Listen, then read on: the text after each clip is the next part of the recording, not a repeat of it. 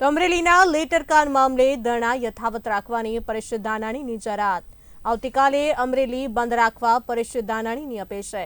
રાજકમલ ચોકમાં પરેશ ધાનાણીના 24 કલાકના ધરણા પૂર્ણ થયા હતા, પરંતુ 24 કલાક બાદ રાજ્ય સરકાર દ્વારા કોઈ શિક્ષાત્મક કાર્યવાહી નહીં। રોજગાર બંધ રાખવા વેપારીઓની અપીલ, ધાનાણીનું કહેવું છે કોઈ કાર્યવાહી નહીં થતા વધુ 24 કલાક ધરણા રહેશે યથાવત, પરેશ ધાનાણીનું કહેવું છે। કૌશિક વેકરિયાનો નાર્કોટિક્સ કરાવવા પરેશ ધાનાણીની માંગ ઉઠી છે।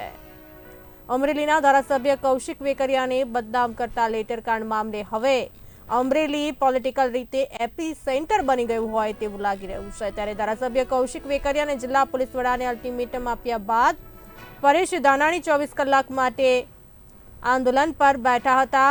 રાજકમલ ચોકમાં સવારે 10 વાગે અમરેલી લેટરકાંડમાં પાલ ગોટીના સમર્થનમાં પરેશ ધાનાણીના 24 કલાકના ધરણા પણ પૂરા થતા હતા। જો કે તેમણે વધુ 24 કલાક ધરણા જારી રાખવાની જાહેરાત કરી હતી। એટલું જ નહીં, આવતીકાલે અમરેલી બંધ રાખવાની વેપારીઓને અપીલ કરી હતી।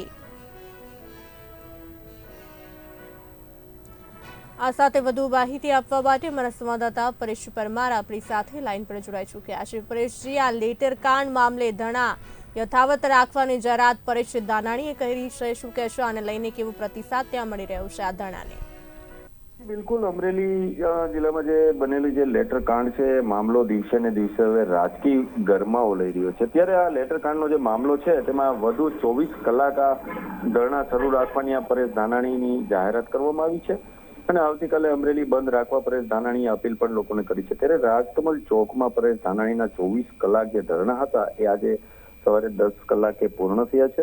ત્યારે પરેશ ધાનાણીએ જે પ્રેસ કોન્ફરન્સ કરી છે અને તેમાં માહિતીઓ જાહેર કરી છે કે પાયલ ગોટી સાથે બનેલી ઘટનાને લઈ પોલીસ અને નેતાઓ ઉપર પ્રહારો કર્યા છે।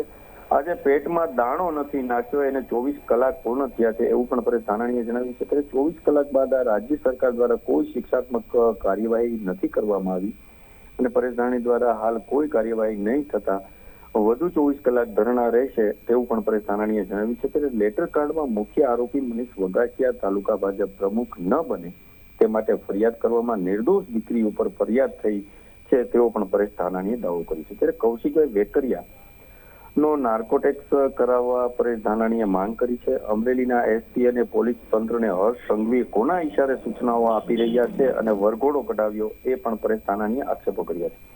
ત્યારે ગૃહમંત્રી હર્ષ સંઘવી, નાયબ દંડક કૌશિક વેકરિયા, એસપી આ ત્રણને કેટલી વખત વોટ્સએપ કોલ ઉપર વાત થઈ એ પણ તપાસ કરવાની માંગ કરી છે ધાનાણીએ। આવતીકાલે શનિવારે સવારે 10 વાગે ધરણા પૂર્ણ થશે અને આવતીકાલે અડધો દિવસ ધંધા રોજગાર બંધ રાખવા વેપારીઓને પરેશ ધાનાણીએ અપીલ કરી છે। ત્યારે ધરણા વધારવા અરજી કરી છે અને મંજૂરી મળશે અને જો નહીં મળે તો પણ પરેશ ધાનાણી ધરણા કરશે।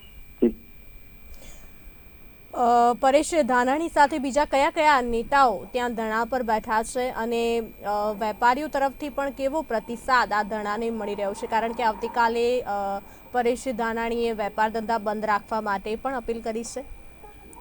જી બિલકુલ, હાલ તો પરેશ ધાનાણીની સાથે અમરેલીના જે કોંગ્રેસના નેતાઓ છે એ હાલ અત્યારે તો તેમની સાથે જોડાય છે। જોકે વિજયભાઈ ઠુમ્મર છે, પ્રતાપ દુધા જે જિલ્લા કોંગ્રેસ પ્રમુખ છે અને અન્ય જે કોંગ્રેસના જે નેતાઓ છે અને અન્ય બહારના જે ધારાસભ્યો છે, લલિતભાઈ વસોયા છે એ પણ ગત દિવસે બધા જોડાયા હતા, લલિતભાઈ કટગરા એ પણ ગત દિવસે જોડાયા હતા।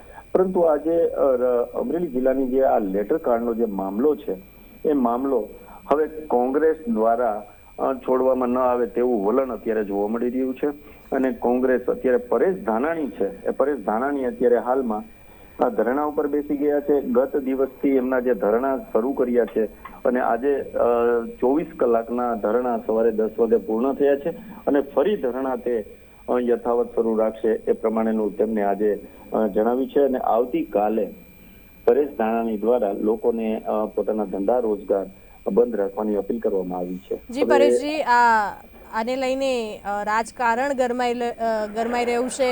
લલિત વસોયા દ્વારા પણ આકરા પ્રહારો કરવામાં આવ્યા હતા। કોંગ્રેસ ધરણા પૂર્ણ થાય આજે આગળના આંદોલનની જાહેરાત કરવામાં આવી છે। પાયલ ગોટી મામલે નવી રણનીતિ પણ જાહેર થઈ શકે તેવું લાગી રહ્યું છે। તો આપને શું લાગી રહ્યું છે કે આ ધરણા કઈ દિશા લઈ શકે છે આગળ?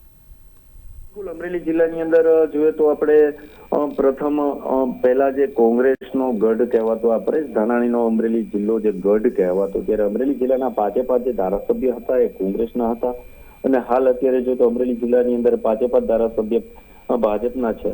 ત્યારે ભાજપના ધારાસભ્યો આવ્યા બાદ આ કોંગ્રેસના જે નેતાઓ છે એ આપણે લોકોમાંથી ચર્ચાઓ મળતી હતી કે ભૂગર્ભમાં ઉતરી ગયા હતા કે દેખાતા ન હતા કાર્યક્રમોમાં પણ કે કોઈ જગ્યાએ, પરંતુ આ લેટર કાંડનો જે મામલો આવ્યો છે અને મામલો આવતાની સાથે જ આ તમામ ધારાસભ્યો અત્યારે બહાર નીકળ્યા છે અને આ લેટર કાંડને લઈ અને આ મુદ્દો જે અમરેલી નહીં ગુજરાતની અંદર આ મોટામાં મોટો મુદ્દો બન્યો છે અને આ મુદ્દાને લઈને હવે રાજકારણ પણ ગરમાયું છે અને પાયલ ગોટીના જે લેટર કાંડનો જે મામલો છે એ મામલો ક્યાંક ને ક્યાંક અત્યારે કોંગ્રેસનો જે મામલો હોય એ પ્રમાણેનું કોંગ્રેસ અત્યારે વલણ કરી રહી છે. જી ચોક્કસથી કોંગ્રેસ હાલ આકરા પાણી ઉતરી હોય તેવું લાગી રહ્યું છે. સમગ્ર માહિતી આપવા બદલ આપનો આભાર.